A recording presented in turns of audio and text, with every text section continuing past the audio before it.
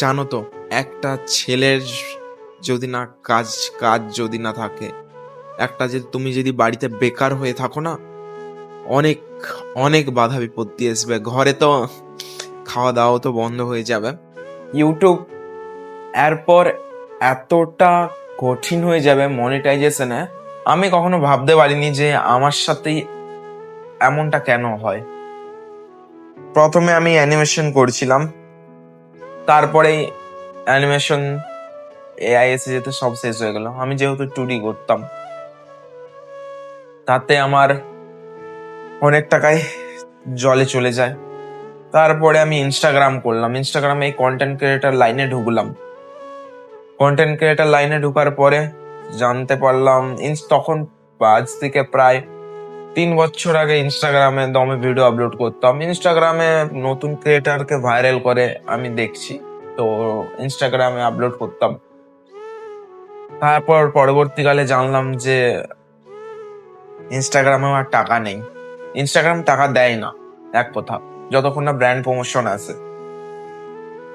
Second, তখন ভাবলাম যে কেন ইনস্টাগ্রাম করব।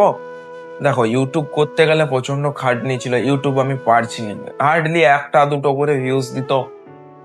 অত খাটার পর যখন 1-2 করে ভিউজ পাই না, আর মোটিভেট হতাম না, তাই ইনস্টাগ্রামে ছাড়া শুরু করছিলাম।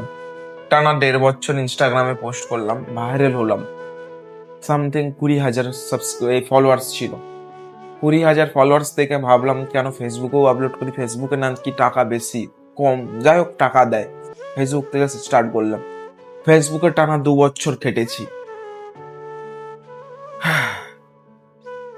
ফেসবুকেও চললো আস্তে আস্তে, চলতে চলতে আজ ফেসবুক, এখনের বাজারে ফেসবুকের আর টাকা কামানো অত সোজা নয়, বা টাকা দেয় না।